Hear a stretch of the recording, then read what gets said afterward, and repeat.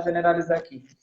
Mais de 30 curtas-metragens, vários longas-metragens, vários papéis na TV. Ele é ator, diretor, produtor e locutor, formado por comércio exterior e trabalhou no comércio varejista como eu. Iniciou na Escola de Comunicação e Artes, mas não deu seguimento, em 1991, no ano que eu nascia.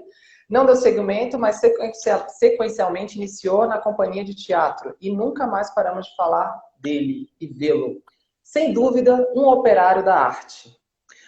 Um outro virginiano ajudou a compor uma música que você conhece, e ele disse: sinais de vida num país vizinho, eu já não ando mais sozinho, toco o telefone, chega um telegrama, enfim. Ouvimos qualquer coisa de Brasília, rumores falam de guerrilha, foto no jornal, cadeia nacional. Eduardo, você é um paulistano geracional de uma fase revolucionária que foi a década de 80. Como você vê a contestação e a forma de ir às ruas por motivos partidários e ideológicos que ferem o senso comum? Cara, na verdade, tudo que... Assim, tem uma coisa que é importante, que é o seguinte. Havia uma frase do Nelson Rodrigues que dizia que toda unanimidade é burra. Ou seja, nem sempre a voz do povo é a voz de Deus, né? Às vezes, a maioria está errada. E isso acontece. A questão é que uma coisa é o que a maioria diz, outra coisa é que um senso comum, um bom senso diz, né? Exato. E eu acredito que existam algumas coisas que sejam mais do que importantes, sejam absolutamente necessárias para a gente ter uma convivência em sociedade, que é o respeito à liberdade, direitos individuais, os direitos iguais para todo mundo, independente de cor, raça, religião, credo. Religião e credo é a mesma coisa, mas, sabe, de gênero, de tudo.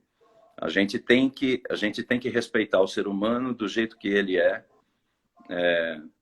obviamente, até o momento em que o direito do outro é atacado, né? Mas De uma maneira geral, é importante que a gente tenha um respeito às coisas mais primárias, que são o respeito à vida, o respeito à democracia, o respeito isso. ao direito do outro. Eduardo, mas o que a gente está testemunhando aí é um pessoal indo para a rua achando que estão com seus partidarismos, com as suas ideologias, e achando que estão contestando e reivindicando coisas que na sua geração, na década de 80, fizeram de uma forma incrível, que fez história. Vocês fizeram história, né? A Constituição de 88, fatos incríveis que aconteceu. Vocês viveram uma época direta já. Então, eu queria que, quando você vê o Eduardo Semerjan, quando o Eduardo que passou por tudo isso, né? Você que era jovem, tinha 18 anos nessa época, né? 16, 18 anos. Em 85 eu tinha 20 anos, quando o Tancredo foi eleito. Tinha uma opinião, hein? Já não era tão declarado presidente, né? Eu tinha 20 anos. Então, e quando você vê toda uma geração que revolucionou, que contestou, hoje você vê parte dessa geração hoje indo para ideologias que ferem o senso comum. Como é que o Eduardo vê isso? Agora entendi o que você está dizendo. Então, eu vejo muita gente que era... Muitos roqueiros daquela época dos anos 80, que hoje são gente de direita, que hoje são gente mais voltada para um pensamento conservador. As pessoas mudam porque elas são assim, eu não posso fazer nada. Agora, o que eu posso lhe dizer é que vai contra tudo que elas mesmas disseram nos anos 80. Exatamente. E isso é um grande absurdo, porque as pessoas podem mudar, é óbvio, todo mundo muda, todo mundo tem mudanças de opinião e de visão da vida, etc. Agora, negar algumas coisas básicas como a necessidade da gente ter um respeito ao outro, um respeito aos direitos individuais, isso é impagável, não dá para aceitar, infelizmente. Eduardo, a sua geração ela possui já dizia Elis Regina, uma nova consciência e juventude. Prova disso que você é um cara que tem uma consciência extremamente tranquila, extremamente nova, aberta ao novo. Você, o próprio Alexandre Reineck, que me deu uma entrevista aqui também, ele é um cara colega, totalmente... Pois é, um querido, e sempre foi aberto ao novo, não tem restrição nenhuma. Mas a sua geração também, que também é do Alê, é uma geração autodestrutiva. Porque a gente pode tirar ali, por exemplo, Elis, Raul, Cazuza, Renato. Eles tiveram um acesso às drogas. Qual a sua relação com as drogas? Como é que você viveu todo esse movimento aí, com essa liberdade toda, esse revolucionário? Como que foi a sua relação com as drogas? Bom, eu sou um cara absolutamente insuspeito para falar de drogas, porque, por incrível que pareça, eu praticamente não provei droga a minha vida inteira. No entanto, eu sou absolutamente a favor da descriminalização da droga. A droga, ela não deveria ser... Ela deveria ter duas vertentes muito diferentes. O usuário de droga, aquele que usa de vez em quando na casa dele, que não faz mal a ninguém, só para dar uma relaxada em casa, eu acho que ele é como tomar uma cachaça, tomar uma cerveja ou fumar um cigarro de tabaco. Que é a maior droga, né? A bebida é a maior droga porque é lícita, né? Eu não suporto cigarro, bebida, eu bebo pouco, mas gosto de beber, dependendo do que seja. Agora um baseado, eu não vejo mal algum. Tem algumas outras drogas que são mais pesadas mesmo, mas eu sou contra a descriminalização. Para essas pessoas que são usuários eventuais, eu acho que é uma bobagem pensar nessas pessoas nesse sentido. Aí tem as pessoas que são viciadas por quaisquer razões que sejam. Essas pessoas são casos de saúde, não de polícia. E é isso que eu acho que deveria mudar hoje em dia. Porque hoje essas pessoas elas são tratadas como pessoas que ferem a lei. Elas deveriam ser tratadas como pessoas que precisam de alguma ajuda em termos de saúde, né? E existe o traficante. O traficante, aí já é um caso de polícia. Aí sim, é um caso de polícia. É uma coisa para ser... também tá mais, é por isso que eu sou a favor da descriminalização. Né, Eduardo? Como? Que a gente já está comprovado aí que, por exemplo, o Rio de Janeiro é um exemplo disso, que o próprio sistema de segurança está interligado com as drogas, né? Intimamente ligado, né? Eduardo, mas vem cá, qual a maior droga do ser humano? Mais luz, tá meio escuro aqui, desculpa. Vai falando, pode falar. Mas você é brancão, cara, descendente italiano, não tem como a gente não te ver. Eduardo, e qual a maior droga do ser humano? Já que você falou que você é avesso à droga, embora eu acho que você teve uma forte influência, né? Afinal, você nasceu numa geração que era o barato, era legal, tinha tudo ali conspirando a favor. E vamos lá, e qual é a maior droga do ser humano? A maior droga do ser humano? Putz, boa pergunta. Eu acho que existem várias muito ruins. Existem as drogas boas, existem as drogas ruins. Eu acho que a droga ruim, a pior droga que existe para o ser humano é a ignorância. Eu acho que a ignorância ela traz efeitos terríveis e ela vira um vício mesmo. Pessoas que são ignorantes e gostam de ser ignorantes, eu acho que é o mal do século XXI. O orgulho da ignorância. Tem pessoas que são orgulhosas por serem ignorantes. E agora tem a droga boa, tem a melhor droga, tem as melhores drogas que eu acho que são. Eu acho que as melhores drogas são aquelas ligadas à felicidade pessoal. De qualquer forma, sabe, você ser viciado num livro, você ser viciado num filme, você ser viciado numa série ou qualquer coisa que possa te trazer uma felicidade ou um prazer. Isso tudo, para mim, são grandes drogas, maravilhosas. Agora, droga física é outra coisa, eu acho. Eduardo, agora na lente da verdade aqui. Lembra na lente da verdade do Clodovil? Eu queria que você eu queria que você falasse aqui, já que você não teve coisa com droga, qual foi o seu escapismo? Porque você, de certa forma, você teve uma busca... Opa! Fazer o quê? Todo mundo tem dá uma escapada, né? Então, o meu fraco é sexo, sempre foi. Até hoje, Eduardo? Hã? Até hoje? Até hoje, mesmo com 4 meses, 3, 4 meses sem sexo em casa. É horrível. Não, é uma merda. É horrível, cara. Mas faz parte, porque a gente tem uma responsabilidade maior que é com a vida, né? Então, aí eu que me vire, meu. Se eu posso ficar em casa, eu tenho obrigação de ficar, né?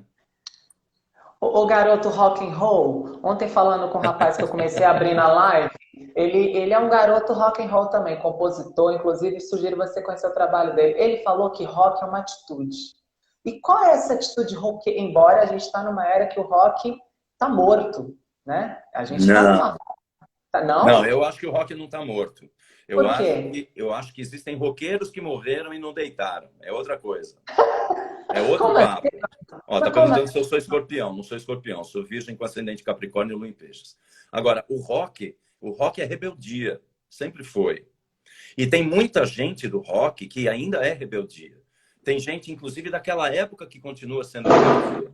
Você pega um cara como o Bono Vox, por exemplo, do YouTube, ele já tá veião, mas ele ainda é rebeldia. Você pega um cara como Total. Peter Gabriel, que era do Genesis, é rebeldia. Aí você pega um cara como o Roger do... Ah, esqueci, olha só, tá vendo? Do, Do Traje a Rigor, que virou um direitista de primeira Pô, falta de qualidade. É horrível. Depois do Lobão, eu vou acreditar mais em quê, né?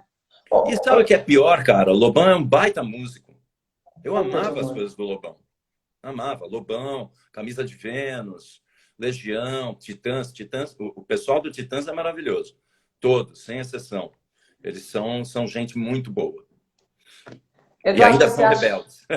são rebeldes? Mas meio assim, eu conhecendo o Tony, porque eu morei muito tempo em Ipanema, e lá vizinho dele e tal, eu achei um pouquinho, umas hipocrisias em relação à droga e permissão dos filhos, entende? É aquela coisa assim, eu permito, mas desde que não venha para o meu caso. Então, dali eu já comecei a olhar ele com outro olhar. Eduardo, mas Pode você que ser. está no foco, Idiosincrasias todos temos, né? Tem é, essa. mas, mas o assunto aqui é você. Eduardo, você é uma Isso. pessoa saudosista? Ah, eu sou razoavelmente saudosista, porque na verdade, tem coisas que a realidade acompanhou o passado, né? O presente acompanhou o passado, em termos de evolução, e até superou.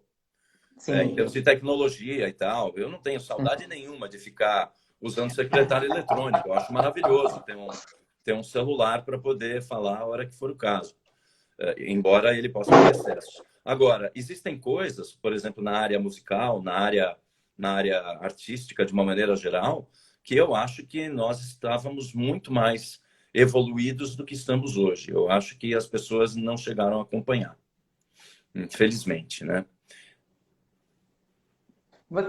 Eduardo, hoje a gente percebeu uma nova forma, uma nova ideologia, que nem eu comecei falando com você, de moral, bons costumes, tradicionalismo, e se fundamentam na época de 80 e 90, que morreram muitas pessoas de AIDS, ou seja, eles tentam, o sexo, desde Adão e Eva, é a tônica do ser humano, né? Ele sempre vai usar o sexo para poder distrair, para poder ser a tônica. Como você vê a sexualidade em movimentos na contramão desse pensamento, né? Porque hoje a gente também continua, enfim, não tem como criar. Sexo é uma coisa individual, necessária do ser humano. E como Claro. você vê essas ideologias na contramão do que acontece, do que é a realidade? Bom, hoje a conversa sobre sexualidade ela é muito mais evoluída, eu diria. Eu acho que ela tem tido um aprofundamento muito maior e por isso que a gente enxerga também uma reação muito maior de quem não acompanha a evolução, ou seja, de quem é mais conservador. Eu acho que a gente está hoje nessa situação, tanto política quanto do ponto de vista social e etc., porque as evoluções estão pedindo passagem, né? No sentido sexual, eu acho que também acontece isso. Havia uma reação muito grande no final dos anos 60, tanto que a repressão em vários lugares do mundo acontecia em meio à revolução sexual, ao amor livre, ao Woodstock, etc. Eu acho Mas que calma hoje aí, nós mas, estamos vivendo Eduardo, uma outra era nesse sentido. Pois é, mas pera um pouquinho, Eduardo. Quando realmente houve toda essa liberação, sexo, drogas e rock and roll, a minha geração, que é Plutão e Escorpião, ela ficou com uma consequência disso, né? Eu nasci no auge do HIV. Quando eu nasci, o Cazuza já tinha morrido de uma forma terrível, né? Acompanhei. E tal, enfim. Eu queria. Como é que foi você se relacionar nessa época? Porque até então a liberdade não tem problema nenhum. Nós somos livres. Constitucionalmente, por mais que seja esteticamente, só esteticamente bonita a nossa Constituição, bem formulada, e não seja executada da melhor maneira, mas nós somos livres. E a sexualidade, até onde vai ali a liberação, essa liberdade sexual? Porque tem uma consequência, você viveu isso, eu imagino como que deve ter sido horroroso se relacionar nessa época, porque tinha que ter um cuidado, né, em demasia, para você conhecer as pessoas, não, né? Não, e eu vou te dizer por quê. Eu nasci numa época em que as pessoas não eram ensinadas a usar preservativo. Ponto, né? Então, quando eu comecei a ter relações, eu não usava. E eu não fui acostumado a usar. E durante todos os anos 80 e 90, as namoradas que eu tive, eu transava com elas sem camisinha. Sempre. Tinha, inclusive, uma que ela não podia tomar anticoncepcional e a gente tinha que se virar para ela não engravidar, porque ela tinha epilepsia. Ela tomava Gardenal. Então, ela não podia tomar anticoncepcional algum. Ela não podia tomar. Então, eu tinha que me virar para ela não engravidar. Nós tínhamos que nos virar para ela não engravidar. E nós não usávamos camisinha. Usava-se uma coisa que hoje é muito pouco usual, que é tabelinha. Que é você acompanhar o ciclo menstrual da mulher para perceber quando você pode transar com mais segurança, quando menos. É um negócio absolutamente incerto. Mas que funcionou. Eu namorei 1 ano e meio com essa garota e com ela eu, sinceramente, não tive nenhum problema, né? Então, e fora outras pessoas que eu namorei também, outras garotas que também tinha que usar o mesmo método, né? Isso é verdade mesmo, porque eu Então, estava só completando, porque tem uma coisa importante. Porque uma coisa é a cena gay dos anos 80, que era muito underground. Uau. Ainda era muito underground, era muito escondido. Então, Quem era gay ainda era muito escondido. E teve que se esconder mais ainda, porque foi taxado de ser... a AIDS foi taxada de ser uma doença gay. O que é uma bobagem enorme, né? Então, eu acompanhei pessoas que tiveram uma dificuldade enorme de poder sobreviver sexualmente falando, justamente por causa disso. Então, para outras pessoas foi um terror. Alguns clubes onde eu frequentava que não tinha essa de podia ser gay, podia ser o que fosse, podia ser hétero. Sim. Tinha dark, tinha punk, tinha new wave, tinha de tudo, né? Madame Satã, por exemplo. Às vezes tinha briga lá e não sei o quê, as pessoas se arrumavam no final. Na parte de baixo do Madame Satã não tinha luz. As pessoas dançavam no escuro, praticamente. Existiam outros lugares menores onde tinha também esse clima. Então, a gente convivia com isso como se ninguém falava disso, porque não era uma questão. A pessoa que estava do meu lado podia ser gay, eu não ia nem saber, e para mim não fazia diferença, sabe? Então, houve um aprofundamento da questão que trouxe luz para a situação. Trazer luz para a situação é o que fez com que conservadores viessem reagir em relação a isso. É um problema.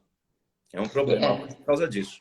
E é tão hipócrita, né, o Eduardo, que era o que eu ia completar, é porque hoje, numa palestra, eu sei que o novo boom do HIV atualmente, embora a minha geração, ela não viu as pessoas morrerem, não viu, só tem ali um filme do Cazuza, uma coisa ou outra, só sabe de ouvir falar, mas hoje o HIV ele voltou de novo, a AIDS voltou, porque as pessoas mais maduras, né, pessoas de 70, 60 anos, não tinham costume de usar o preservativo, como você falou, e agora com o Viagra... Eu que tenho 54, é difícil. O Viagra, né, eles voltaram com o Viagra, e aí o Viagra deu essa sexualidade ativa de novo para essas pessoas, e aí começou, o que tem homem casado e mulher casada que tem HIV não sabe, né, Eduardo? Tem, É tem. absurdo, absurdo.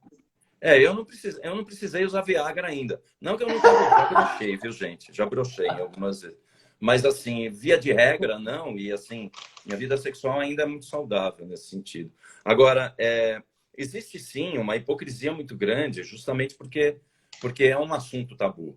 Então, tem muito homem que é casado, tem filho, e que, no dia a dia, são pessoas absolutamente probas, confiáveis, gente boa e etc., e que às vezes tem o fetiche de estar com homens ou com travesti, que nos fala mais travesti, com trans, e sai, fica com outras pessoas para saciar o próprio fetiche e, sabe, e tem que se esconder.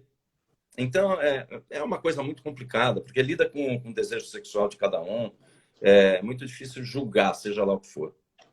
Mas que existe, né, Eduardo? Claro que existe. Eduardo, vamos lá. O Eduardo, indivíduo, persona, ele, sexo não tem sexo?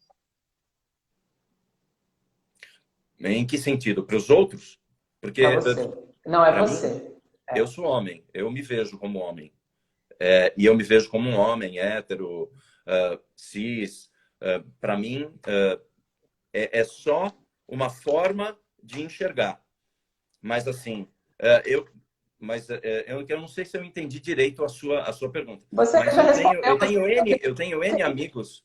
Eu tenho N Não, amigos de tudo quanto é jeito que, para mim, tanto faz. Eu os defendo quando é necessário, mas eles continuam sendo meus amigos, gente que eu amo e acho maravilhoso.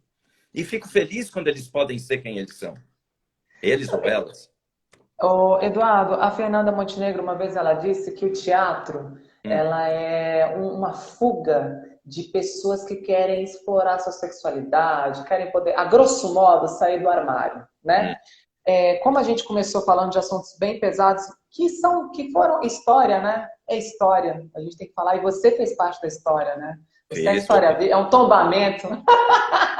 Você tá zoando, Eduardo. Mas vamos lá.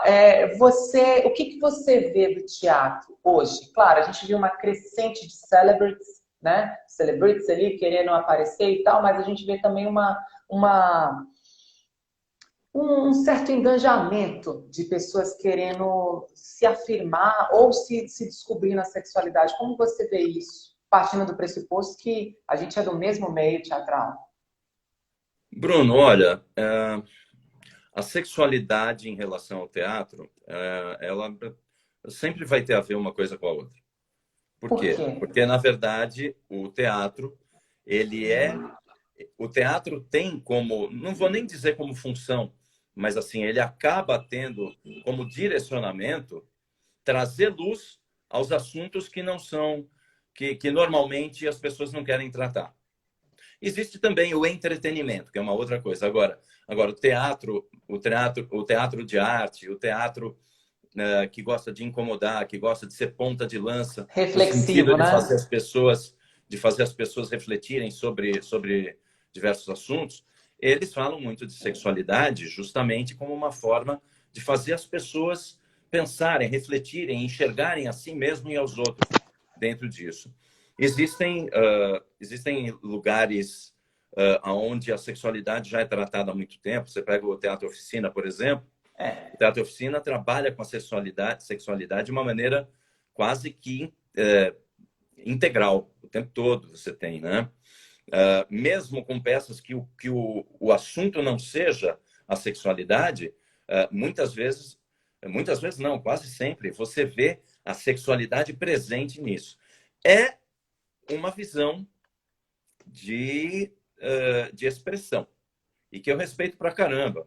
Zé Celso é maravilhoso, é um cara Que eu falo, histórico e Celso, mas tal, é muito mas não sexualizado, é só sempre ele. foi, né? Hã? Não, mas o Zé Celso é um nome, né, Eduardo? O Zé Celso é um nome, você sabe, uma Sim, referência. mas tem Esse em vários Altom outros. também, vários outros. Mas fala porque o Zé Celso ficou tão marcado nessa questão erótica, profana, né? O Zé Celso, ele é isso. Ele Porque ele causa isso. fez. Eu não sei se ele é isso, mas que ele faz questão de ser visto assim, ele faz. É, isso é verdade. É isso que eu sei. Ele não sei se ele é assim exatamente, mas que Por ele quê? faz Você acha questão que de ser intimamente justiça. a persona, é isso? Não, eu não o conheço. Ah, É por isso que eu estou dizendo, eu não quero julgar, não quero ter uma opinião sobre algo que eu não sei, né? sei. Não é a minha vida, é a vida dele. Eu o enxergo e o respeito como artista, como um homem de teatro que luta pelos direitos das pessoas da área. Então, Enquanto, essa parte eu conheço. Como? né? Mas sobre esse assunto ele é intimamente ligado, né, o Eduardo? Porque quando a É, gente. Ele é intimamente ligado. ele sempre é presente na luta dos direitos do teatro. Menos nos últimos tempos, talvez, porque ele já tá velhinho também, né? É complicado.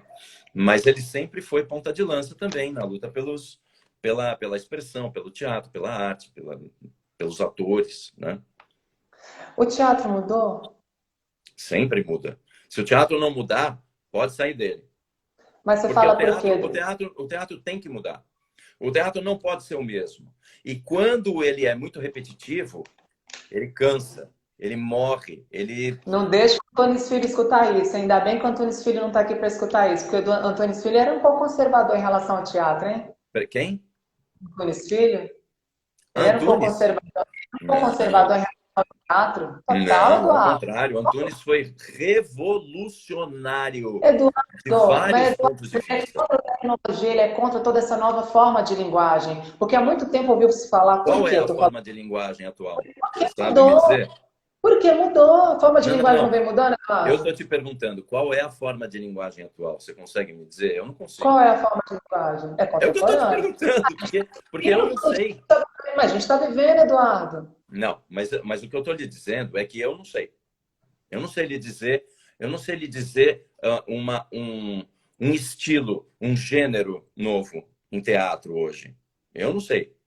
Eu sei lhe dizer coisas que eu via no teatro do Antunes e que eram muito diferentes do que se fazia, não que eu tenha visto, porque eu não vi, mas eu estudei e eu conversei com pessoas que viveram isso nos anos 70 e até 60. Ele revolucionou o teatro, inclusive do ponto de vista de interpretação, de busca do ator. Não, Ah, o mas aí trabalho. é de ser, né? Mas eu estou falando assim, quando você fala hoje que o teatro mudou em relação às formas físicas do teatro, isso aí é de uma forma orgânica que você me respondeu. Eu falo assim porque, por exemplo, o Antunes, ele era, eu falo isso porque eu conheci, ele era contra totalmente esses amparatos tecnológicos que a gente vê, que naturalmente contribui para fazer uma boa performance, contribui para agregar um bom espetáculo, aquele show, mas quando você vê o teatro com essa nova, você falou que ele muda sempre, é necessário mudar. Você fala nesse amparato assim ou só de uma forma orgânica, porque o ser humano sempre está em evolução, enfim, isso aí a gente já sabe. Mas estou falando assim, em todas essas formas de fazer o teatro estrutural. Olha, uma coisa é o teatro mudar. Outra coisa é agregar novas tecnologias ao teatro. São duas coisas diferentes, eu acho. E como é a sua Porque assim, visão? a minha visão é a seguinte: o ator é a base do teatro. Primeira coisa. Material E eu humano, né? sei que o Antunes pensava a mesma coisa. Existem diretores que entendem que o ator é mais um elemento no teatro, não o elemento principal. Eu sei, por exemplo, de situações, por exemplo, o Antunes foi num espetáculo do Bob Wilson, tirando o exagero do Antunes que ele tinha, ele era muito exagerado, mas era Sempre, genial. Mas total. o Antunes foi num espetáculo do Bob Wilson, que ele saiu de lá gritando: isso aí não vale nada, isso é pataquada, saiu e foi embora. Por Opa. quê? Porque o Bob Wilson é um cara que sempre tentou buscar linguagens diferentes e nem sempre conseguiu fazer com que os atores tivessem uma organicidade legal. Exceções? Claro que tem. Eu mesmo fui assistir Bob Wilson no Sesc Vila Mariana um tempo atrás, um bom tempo atrás, e vi um espetáculo que a Isabelle Huppert fazia a personagem principal. E era deslumbrante ver a Isabelle Huppert. Agora, todos os outros atores que estavam em volta, todos, exagero, vai, mas a maioria dos outros atores que estavam em volta, eles estavam tão presos a uma direção que era prisão mesmo, que você não via, raramente você via momentos em que você fala, uau, tá vivo, esse ator tá vivo. Não é. Então, quando o Antunes fala a respeito de não gostar das coisas que evoluem, ele falava de se esquecer do ator, basicamente. E colocar em voga agora, cenografia e tal. Né? Hã? Colocar em voga outras coisas que não seja matéria-prima, que é o ator, né? Exatamente. Eduardo, você é um operário da arte. Eu falei, não sei se você interpretou, eu falo isso porque você é um cara trabalhador, você é um cara que faz tudo, cara. Mesmo quando não está como protagonista, muito com coadjuvante, mas você é um cara que está sempre Eu ali. fiz Você é um muita cara, coadjuvante. você é um cara que não nega trabalho, virginiano, leiteiro, a grosso Eu modo. gosto. Então, eu queria que você falasse para mim em relação a essa parte de gestão. Eu sei que você é formado em comércio exterior, então a sua visão, como a minha também, fiz administração, design de exteriores, a gente tem uma visão já de empreendedor do negócio. A gente sabe ter uma gestão de negócio. A gente tem uma forma capitalista de ver, embora a gente sabe que é uma parte abstrata, a gente mexe com a arte. Então a gente tem uma visão privilegiada, eu e você, né? E isso é uma deficiência dos artistas, né?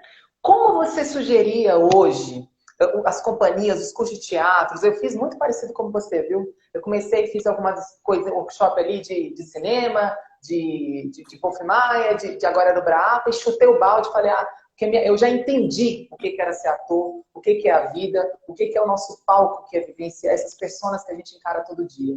Foi muito parecido com você. Eu lendo sua biografia, estudando você no decorrer dos dias, e eu achei muito parecido isso, porque você entendeu muito rápido o que era, que não era os títulos que fariam você como um bom ator que você é, entende? Eu queria que você falasse em relação à parte de gestão. O que falta nesses cursos? O que falta no ator? Porque eu vejo muito isso nos atores, que não olham como a Fernanda Montenegro, que quando acaba o espetáculo, ela sabe quanto ela vai receber de cada um e quanto ela vai receber no total. Olha, bom, essa é uma questão realmente delicada, porque eu vou surpreender você, eu não sou um bom gestor. Opa, como Eu sou não, uma Eduardo? pessoa que trabalha bastante, felizmente. Embora tenha meus momentos também de estiagem, vamos dizer assim, de trabalho. Mas o que eu posso te dizer em relação à gestão é que a gente precisa de bons produtores. Houve uma fase, há não muito tempo atrás, eu posso dizer há 10 anos atrás, dos anos 2000 para cá, dos anos 90 para cá, vai. Eu acho que foi uns 20 anos, em que a gente patinava muito, ainda por causa de um como fazer. Porque uma coisa era até 1990, até o plano Collor, até o Collor entrar na presidência. Outra coisa da área artística era depois do Collor. E as pessoas tiveram que reaprender a sobreviver de teatro, ou da arte, ou das artes, de uma maneira geral. Então, eu acho que levou aí uns 20 anos em termos de as pessoas se entenderem e de, ao mesmo tempo, termos leis que nos favorecessem e fazer com que a gente tivesse um conhecimento um pouco maior a respeito de como ganhar dinheiro dentro do nosso trabalho, do nosso ofício. De uns 10, 15 anos para cá, as coisas ficaram muito mais simples, né? E eu tenho a impressão que agora a gente tem uma noção muito maior, a gente está trabalhando muito melhor a forma pela qual a gente produz peças, a gente cria grupos estáveis, que era uma coisa que não havia até alguns anos atrás, grupos estáveis, ou se tinham sempre estavam mendigando dinheiro.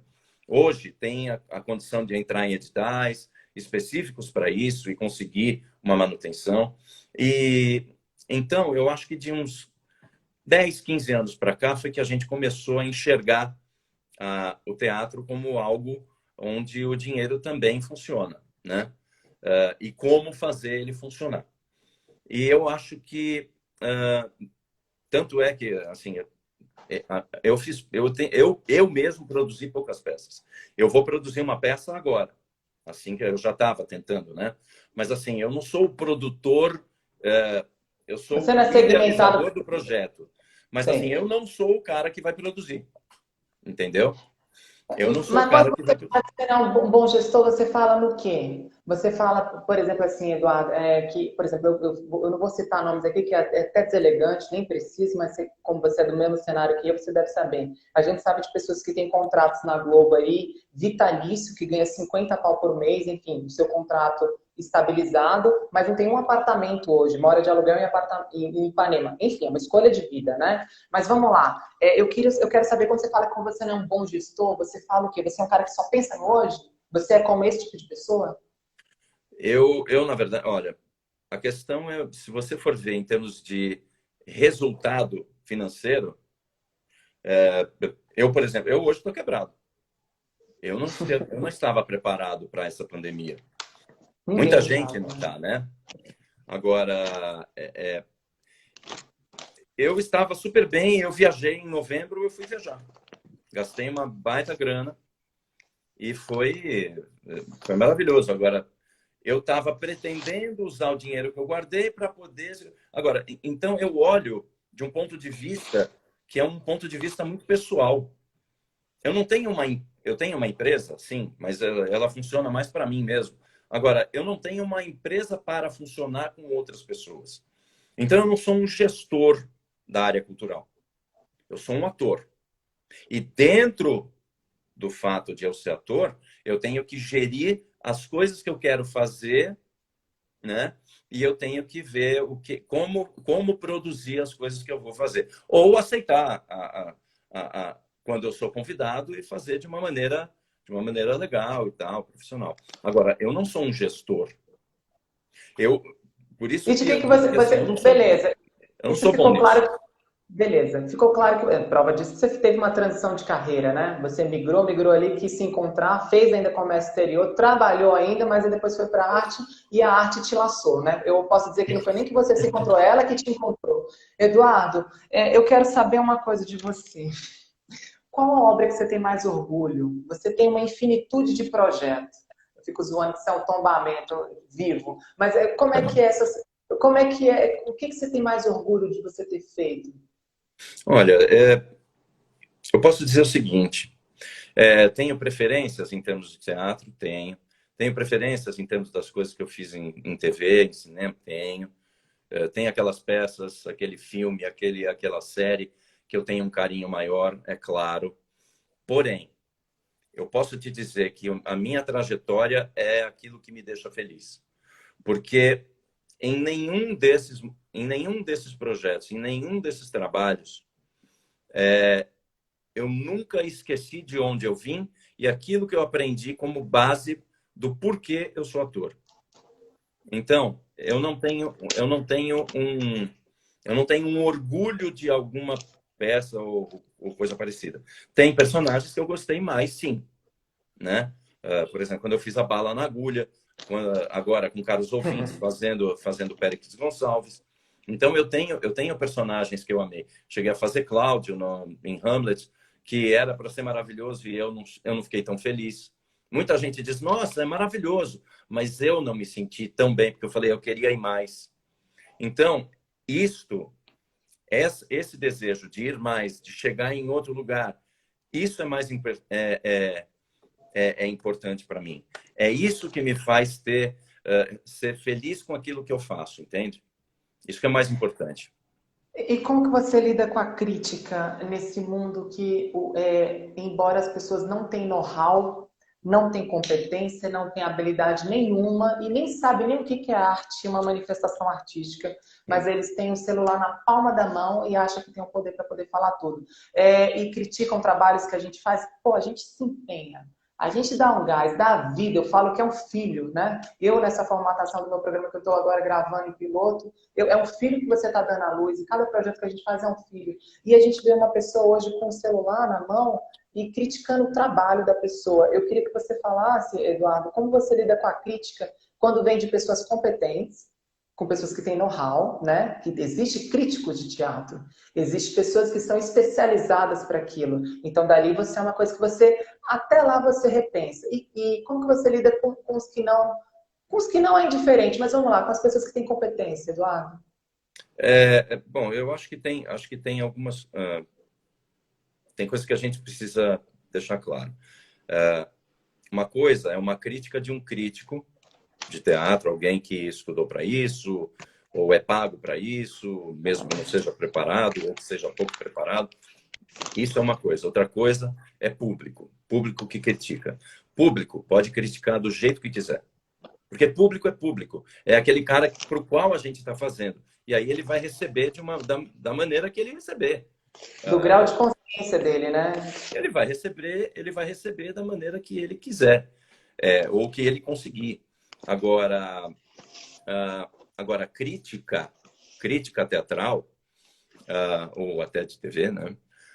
Aí é uma coisa um pouco diferente, porque eu acho que a crítica entrou numa crise, já faz um bom tempo.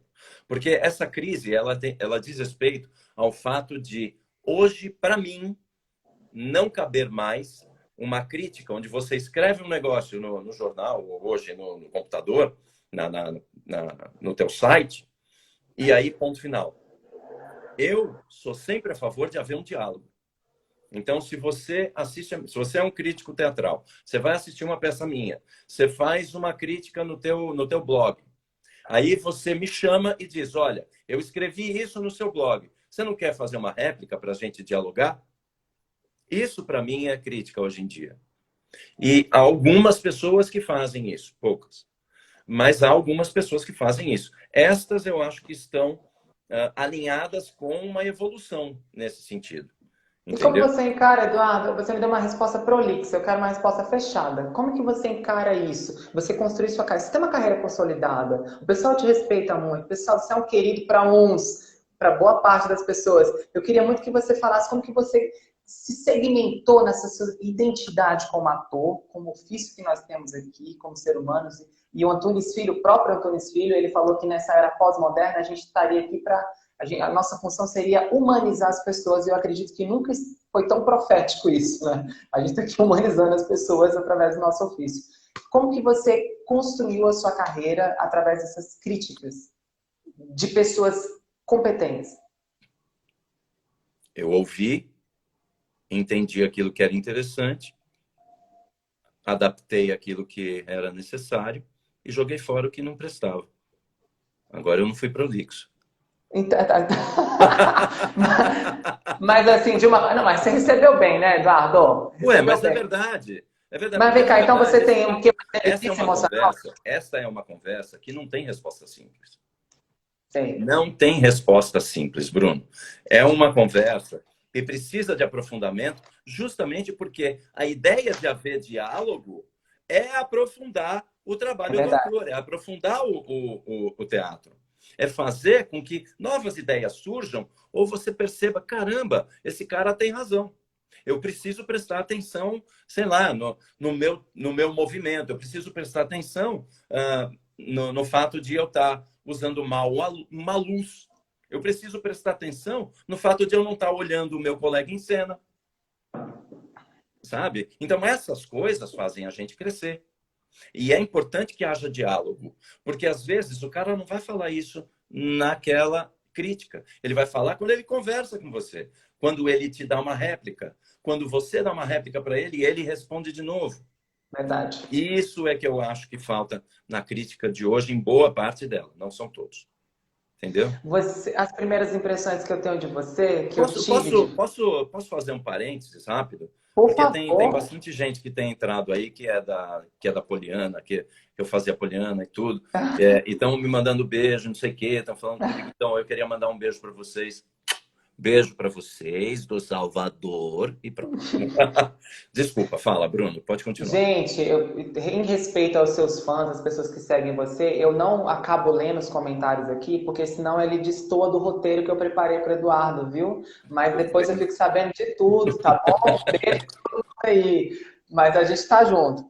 Eduardo, você, as primeiras impressões que eu tenho de você, cruzando com você uma vez uma peça, depois eu fiquei de te pegar autógrafo, acabei não pegando, mas na época do autógrafo, né? Porque agora é selfie, né?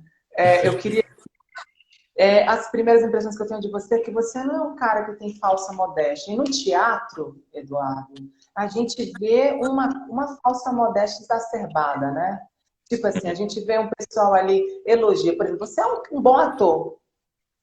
Você é um cara que leva a sério o seu trabalho. Entende? Você acha e acabou. Quando a gente fala isso para alguns atores, mas nem tanto, e não sei o que, não sei o que. É igual o próprio Paulo. Não, sabe o que eu não, sabe o que eu recuso? Sabe o que eu recuso? Elogios do tipo, o famoso, ele é um mito, ele é um melhor ator do mundo, ele é, sabe, quando pega e exagera e faz com que a gente tenha uma imagem que não é real. Isso é que eu não gosto. Agora, que eu sou um bom ator, eu também acho que eu sou um bom ator. Eu me acho o melhor ator do mundo? Não, não acho. E não é falsa modéstia. Não acho mesmo. Mas isso é importante que as pessoas tenham uma noção de não exagerar nem para baixo nem para cima. É mais isso, né? Eduardo, e eu vi que você tem um equilíbrio do ego muito forte, né? O virginiano, ele busca esse equilíbrio, né? Ele busca esse lance de, tipo assim, calma aí, eu trabalho, é meu ofício, é o que a gente está falando aqui. Sou bom, mas calma aí. Até a página 2, eu também estou todo mundo está numa evolução. Na evolução de transcender. Como profissional, a gente já chegou num nível ali, Eduardo, que agora não vou falar como mito, né? Porque hoje a construção de mito ficou uma coisa ridícula, mas assim, como uma pessoa que as pessoas têm um respeito, já tem muito respeito por você. Eu sou seu fã, você sabe disso. Agora eu queria que você falasse o que o Eduardo tem que transcender na espiritualidade dele. Entende? Na espiritualidade? Isso. O que é o Eduardo espiritual? O que ele precisa transcender ainda? Olha, eu já, desde muito tempo já, desde o final dos anos 90, que eu enxerguei no meu trabalho de ator um caminho para a espiritualidade. Espiritualidade e religião são duas coisas completamente diferentes, né? Você pode se desenvolver espiritualmente sem uma religião. E você pode também ter uma religião além disso. É outra coisa. Agora, o meu trabalho de ator, ele é uma forma de eu me enxergar melhor, de eu me conhecer melhor, de eu me desenvolver, de eu me perceber, de eu perceber possibilidades novas da minha vida, de eu perceber coisas que me aproximem da essência de quem eu sou. E isso tudo é um trabalho muito raro, porque ele normalmente não acontece com o ator em si, só. Ele precisa de outras coisas. Se você for enxergar o trabalho do Peter Brook, por exemplo. Peter Brook trabalha há 50, 60 anos com os preceitos de um mestre armênio chamado Gurdjieff, né? E ele não fica falando disso. Não é uma coisa da qual ele fica falando. É uma coisa que ele desenvolve dentro do trabalho dele, com os atores dele. E o que você enxerga é que tem pessoas ali que são extremamente conscientes dentro do que é possível um homem ser consciente, uma pessoa ser consciente. E tem muitos atores que a gente vê e que não têm consciência nenhuma do que estão fazendo em cena e que acham que são coisas absolutamente normais. Eu, por exemplo, eu me recuso a beber em cena. Me recuso. Eu já fiz isso? Já. Mas eu desisti. Eu falei assim, não dá. Não é para beber. Teatro, palco, não é lugar para bebida, para mim. Mas você fala assim pelo sacro sagrado? Não, isso? não, por consciência. Temos que estar atento em cena. Porque eu só consigo estar atento em cena se eu não tiver adormecido. E a bebida, o álcool, ele te amortece. a consciência. Total, total. Ele Mas tira da porque consciência, você fica fora do chão. perde o eixo, né? Como é que você vai, como é que você vai estar atento ao que você está fazendo se você estiver bebendo? E é engraçado que a origem do ator, ela provém de uma Do dia festa de a vinho, dia, né? Exatamente. É. em êxtase e entusiasmo, né? Como dizia Eduardo, a mitologia grega. e tem uma balela também, né? Assim, tô falando assim, balela no bom sentido, eu quero que você me interpreta, que É. você entenda com todo amor. Esse negócio do o teatro sagrado, aquela. A gente sabe que tem que ter um respeito, tem que ter um respeito com o companheiro, com as pessoas que nos assistem, só que virou muito um blasé, né? É que nem o lance do maravilhoso, né? No teatro, todo mundo é maravilhoso, todo mundo é lindo, todo mundo é incrível, todo mundo é isso, que eu tenho um ranço disso, eu tenho um ranço. Agora, Eduardo, As você, como a pessoas, gente só uma coisa sobre isso, as pessoas, tem muita gente que tem os seus próprios rituais dentro de, tem, quando vão para a cena.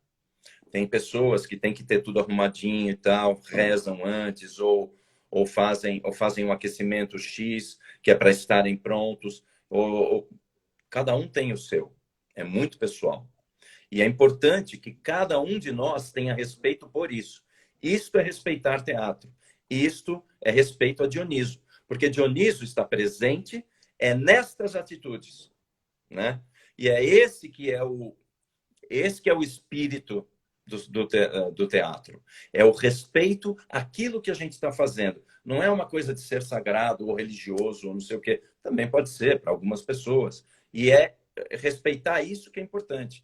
Agora, eu entendo que o importante é respeitar sempre todas as ações das pessoas que estão envolvidas com aquele espaço e com aquela ação que vai ocorrer logo depois, no palco. Eduardo, e para a gente finalizar, como eu falei aqui ao longo, que você é um operário da arte, um virginiano trabalhador, um cara que não nega trabalho, você construiu sua carreira através da sua meritocracia. Ou seja, você se empenha naquilo que você faz. Você se entrega. Todo mundo sabe disso. Mas em alguns momentos a gente vê a graça. A gente vê um favor imerecido sobre o Eduardo Semerjian, Como o né? quê? Uma graça. Graça é favor imerecido. Quando a gente vê isso em Ah, alguns tá. momentos, o que eu queria dizer para você é o seguinte: quando você percebe, é porque tem algumas pessoas que podem dizer que é sorte. Eu falo Hum, isso que é Deus, né? Ou uma força, ou uma luz, o que interessa. Porque ele, o que acontece? Ele contribui, essa força, o Deus, que para mim é Deus, ele contribui com nossos esforços, né? Se você se esforça para aquilo, não que seja só meritocracia. Quando você percebeu, ou em quais momentos, ou você consegue enxergar essa sorte que eu vejo como graça, embora também tenha toda uma meritocracia da sua parte. Você se empenhou, você é um cara que tem uma imersão no que você faz. E quando você percebe isso, esse favor imerecido, que muitas vezes você falou, poxa, mas eu nem merecia tanto, cara, e deu bom aqui para mim, entende? Você consegue enxergar isso?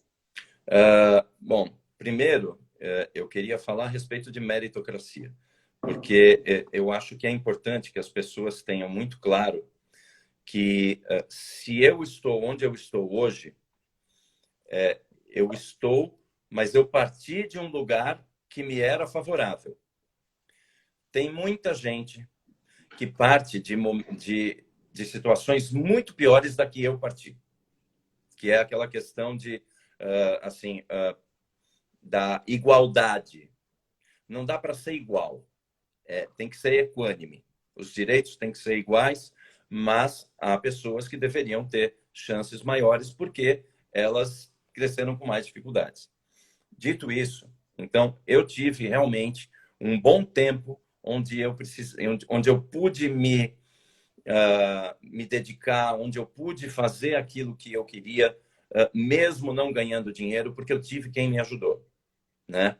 Eu tive sustento durante um Um tempo suporte, você de fala? suporte financeiro.